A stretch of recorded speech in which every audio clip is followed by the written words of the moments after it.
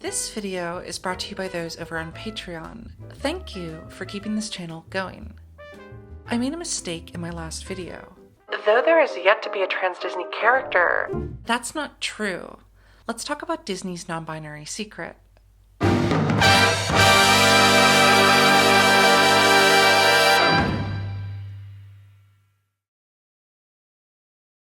Last year, on an episode of The Owl House, something important happened. In an act of kindness, Ida and Rain start playing a duet, using cursed magic to sacrifice themselves and protect others. And Brad Breek's music does a great job underlying this emotional scene. Not only that, but it's one of my favorite recent scores from a Disney show. Look, we may not make it out ourselves, but it'll stop the Emperor, right? Then we play on! But that's not why I'm talking about this. Like always, it's much more than just the music. You see, Rain is actually Disney's first canonically non-binary character, played by non-binary actor Avi Roque, who has also said that they believe the character is transmasculine. It has been so beautiful to see how they just exist and are normalized in this world. This kind of visibility in media is very important. This opens a new door for Disney characters. But it isn't the first time that something like that has happened on The Owl House. Since creating the show, Dana Terrace has been very explicit about wanting to have positive queer representation, and the show has been critically acclaimed for doing just that. Even beyond that, though, Terrace has been very vocal about standing with the queer community, even recently hosting a charity stream to raise money in protest of Disney's inaction at the beginning of the Don't Say Gay drama. Disney as a company is not going to change doing any of this. We're not going to not give money to these people. But here are a bunch of flowery and compassionate words to shut you up. And this isn't the only time the show has referenced non-binary identities either. In another Season 2 episode, Edric goes on a date with someone who's referred to with they-them pronouns. I have a date tonight. Yeah, he needs all the help he can get after he accidentally texted a poem to their mom. Though in the German version this is ignored, with the translation just saying hers instead. German doesn't have a non-binary pronoun as standardized as they-them is in English, but there are still options they could have used, and given that versions of shows in other languages have used other types of pronouns, it's interesting to see that get lost in translation. I can't believe I forgot to include Rain in my previous video about Disney's trans agenda. I don't know, it's been a while since I watched the show and haven't caught up with recent episodes, but it made me think, how many people know about this character? Not many.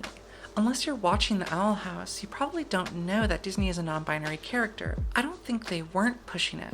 I mean, there was press and praise, but I didn't see it talked about much online. At least, not as much as the outrage every time Disney introduces another first gay character. But I think Disney's first non-binary character going somewhat unnoticed actually says a lot about the company's relationship with the non-binary community. Though Disney is becoming more and more explicit about their support for LGBTQ+ people, they're still grappling with their history. I mean, that's why there's a good amount of queer representation on TV and Disney+, but it's very hidden, if even there at all, in mainstream movies. Presented with an entirely suitable marriage, I couldn't accept the offer.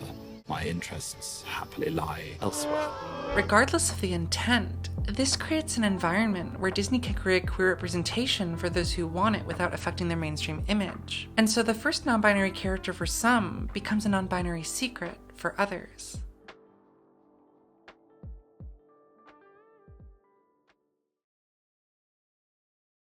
Disney splitting their public image isn't new, and actually, it goes back further than you might think.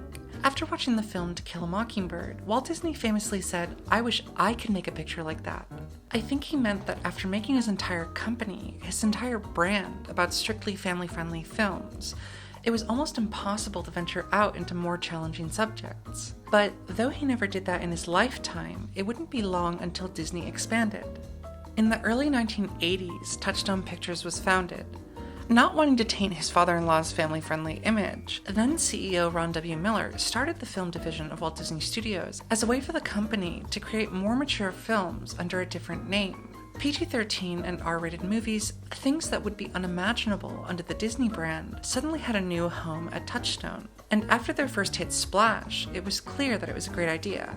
To this day, many people know about Touchstone, but aren't aware that it's related to Disney, so it worked. I mean, Disney was able to split their public image, exploring other types of movies, without affecting the wholesome ideals the company was founded on. Touchstone Pictures also released films that deal with LGBTQ topics, a notable example being the 1994 film Ed Wood, which has a whole plotline about the titular filmmaker confessing his love for dressing in women's clothing, while making a film loosely inspired by the life of trans woman Christine Jorgensen.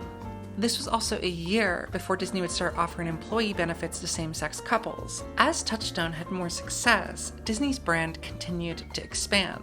In the early 2000s, franchises like Pirates of the Caribbean showed that Disney can make PG-13 movies that were more closely associated with their main family-friendly image, so Touchstone wasn't as necessary as it once was, and now Disney Plus has a much wider range of content than ever, showing how the Disney brand has changed a lot over the last few decades. But there are still parts of the brand that are separate. While Disney is starting to show more open support for the queer community, there's still yet to be a non-binary, gay, or trans character in a mainstream film who's actually referred to as such in the movie. I don't think all queer characters have to be direct about it, but with good representation being restricted to specific parts of the brand, and employees saying they have been barred from putting it into feature films, there's still quite a way to go.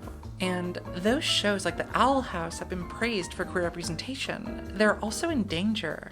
As of right now, the show has been canceled, which was because, according to Dana Terrace, it didn't fit the Disney brand. So the upcoming third season was cut short, and it will be the last. But who knows? If there's enough support, maybe that could change.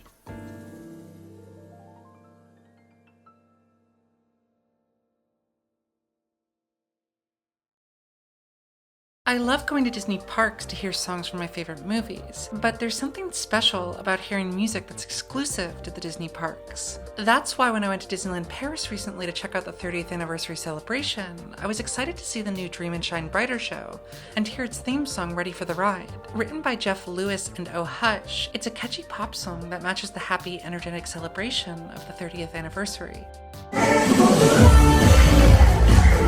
Parades and shows aren't usually my favorite parts of going to Disney parks, so I was surprised at how much I enjoyed seeing all of the characters, floats, and cast members doing some amazing choreography. But there's something really unique about this show. You see, Disney is kind of notorious for having a very strict gendered dress code.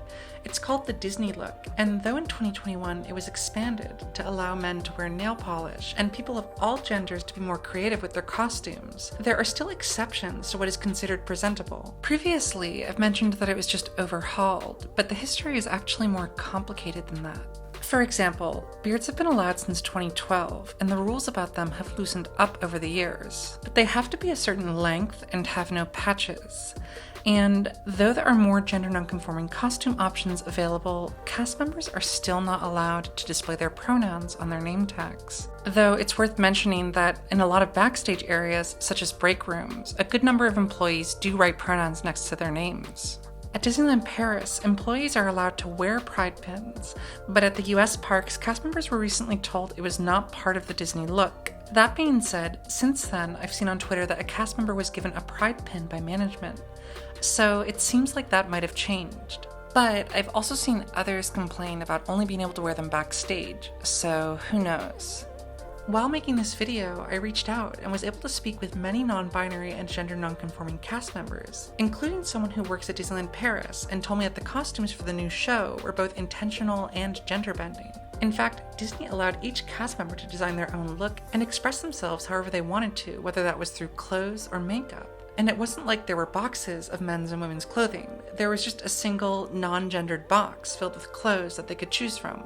So people of all genders were able to put on makeup and wear whichever clothes fit their expression.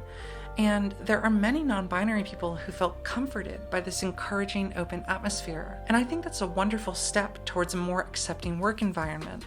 But other non-binary cast members feel a bit left behind by the company. While on the inside they feel accepted by coworkers, the system they work within doesn't acknowledge them. Even before the dress code was updated to allow more freedom of expression, I heard from a cast member at Disneyland that there were situations where they were allowed to wear whichever uniform they wanted.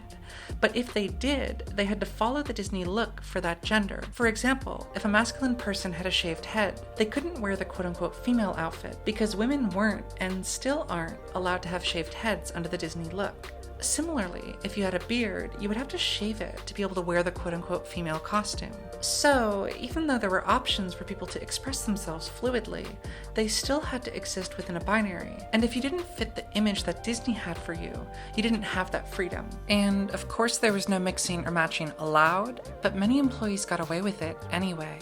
However, as I mentioned, the last few years have really changed things, and with non-binary identities having a stronger mainstream presence, things have gotten easier. But liberation for trans and non-binary people doesn't just affect them. When we break gender barriers, everyone is liberated. As another cast member shared with me, they feel more comfortable at work, and since jewelry is allowed for masculine presenting people, they wear a bracelet with the trans flag colors, and it makes their day when guests comment on it. And their cis co-workers are also liberated. Cis men are wearing nail polish and embracing their expression in ways that weren't possible before. But theme parks are incredibly large, and when you have tens of thousands of cast members working at a given park, sometimes finding acceptance depends on which land you work in. For example, at Disneyland, there are lands that are more conservative than others, with management that makes it harder for non-binary cast members to express themselves. And there are certain lands that are incredibly queer-friendly. I'm not going to say more than that, because many of the cast members I spoke with still work there, and some of the negative stories I heard were current, so I'm going to keep their anonymity. Thankfully, even if certain pockets of the park are different than others, there are still general things that give me hope. For example, Disneyland employees have been told that outing someone is now considered sexual harassment, which is an important step forward. In the past, if someone were to be given flack about their sexuality or gender, it wasn't uncommon for management to downplay the issue. Which is why what's happening at Disneyland Paris is so important. I was able to speak with a cast member who has been working there for well over a decade, and because of their seniority, they're often tasked with training newcomers as well. The fact that there are non-binary people in those positions gives me hope, as it will undoubtedly make it easier for non-binary people who are just beginning at the company. And though their Magical Pride celebration isn't without its own controversies, it's incredible that there's an official celebration that's not only acknowledged by Disney, but advertised in the parks for all guests to see. Sometimes I'm annoyed when I have a song stuck in my head, but when that song comes from a show that allows cast members to truly express themselves, or from an emotional moment with a non-binary character on a show, it gives me hope, because there's nothing quite like being yourself.